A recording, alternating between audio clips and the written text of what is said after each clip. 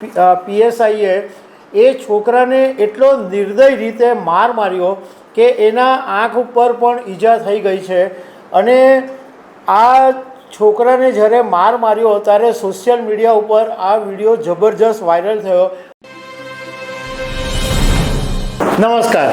સુરતમાં ગઈકાલે એક પોલીસ રિહર્સલ દરમિયાન એક સાયકલ સવાર સગીર છોકરો વચ્ચે આવી ગયો અને એને કારણે એક પોલીસે નિર્દયતાપૂર્વક એ સગીરને માર્યો. એ ઘટનાના ઘેરા પ્રત્યાઘાત પડ્યા છે અને પોલીસે આ પોલીસ કર્મચારીની સામે એક્શન લીધા છે. તો આના વિશે હું તમારી સાથે વાત કરીશ. મારું નામ રાજેશ શાહ છે અને તમે જોઈ રહ્યા છો ગુજરાતના સૌથી મોટા ડિજિટલ ન્યૂઝ પ્લેટફોર્મ ખબરછે.com.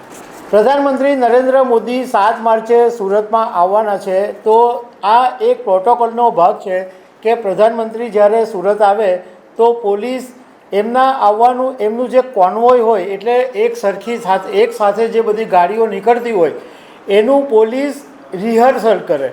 તો આ રિહર્સલ ગુરુવારે કરવામાં આવ્યું અને લિંબાયત વિસ્તારમાં જે અત્યારે રેલવે અંડરપાસ બન્યો છે ત્યાં રતન ચોક પાસેના વિસ્તારની અંદર જ્યારે પોલીસ આ રિહર્સલ કરી રહી હતી અને સડસડાટ બધી ગાડીઓ જ્યારે જઈ રહી હતી ત્યારે એક 17 વર્ષનો સગીર છોકરો અચાનક ભૂલથી સાયકલ લઈને કોન્વો તરફ આવી ગયો અને એ કોન્વો જોઈને પછી ગભરાઈ ગયો અને એણે સાયકલ વાળી લીધી. પરંતુ ત્યાં આગળ જે બંદોબસ્ત કરી રહેલા હતા એ પોલીસ પીએસઆઈએ એ છોકરાને એટલો નિર્દય રીતે માર્યો કે એના આંખ ઉપર પણ ઈજા થઈ ગઈ છે. અને આ છોકરાને જ્યારે માર્યો ત્યારે સોશિયલ મીડિયા ઉપર આ વિડીયો જબરજસ્ત વાયરલ થયો અને પોલીસે આ પીઆઈની નિર્દયતાના લોકોએ આકરી ટીકા કરી કે ચલો છોકરાની ભૂલ છે માની લીધી, પરંતુ પોલીસે આટલી નિર્દયતાથી એને મારવો નહોતો જોઈતો.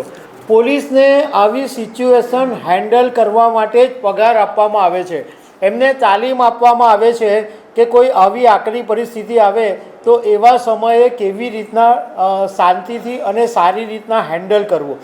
જ્યારે આ જે છોકરો છે એને તો આવી કોઈ ટ્રેનિંગ મળી નહીં હોય.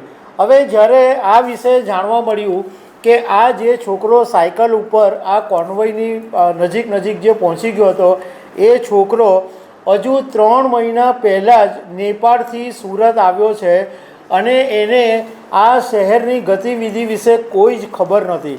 એ એના મામાના ઘરે આવ્યો છે અને એ સાયકલ પર ખાલી આંટો મારવા નીકળ્યો હતો. પરંતુ આવું કોન્વો હોય, આવી રીતના પોલીસ હોય, આવી બધી આ છોકરાને કોઈ જ ગતાગમ નહોતી.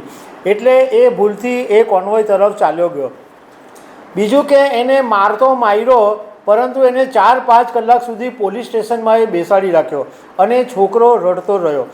આ ઘટના જ્યારે લોકોને ખબર પડી કે એક નિર્દોષ છોકરાને આવી રીતના મારવામાં આવ્યો છે, કદાચ એવું લાગતું હતું કે આ જે પીએસઆઈ છે એ એના બંદોબસ્તનો જે ગુસ્સો હતો એ આ છોકરા ઉપર કાઢી રહ્યા હોય એવું લાગતું હતું.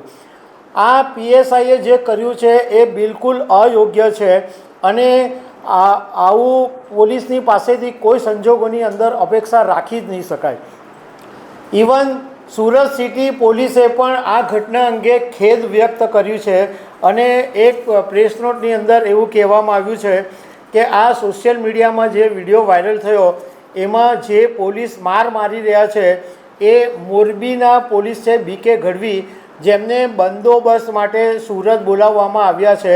પરંતુ આ સોશિયલ મીડિયા પર વિડીયો વાયરલ થયા પછી એમની સામે પગલાં લેવામાં આવ્યા છે અને એમને તાત્કાલિક મોરબી મોકલી દેવામાં આવ્યા છે. અને એની સામે મોરબીના પોલીસ અધિક્ષકે પણ પગલાં લીધા છે અને આ બીકે ગઢવીને એમનું ઇન્ક્રીમેન્ટ 1 વર્ષ માટે અટકાવી દેવા માટે કારણદર્શક નોટિસ પણ પાઠવવામાં આવી છે. આ ઘટનાથી પોલીસે હવે શીખ લેવાની જરૂર છે કે કોઈ નિર્દોષ બાળકોને આવી રીતે મારી નહીં શકાય.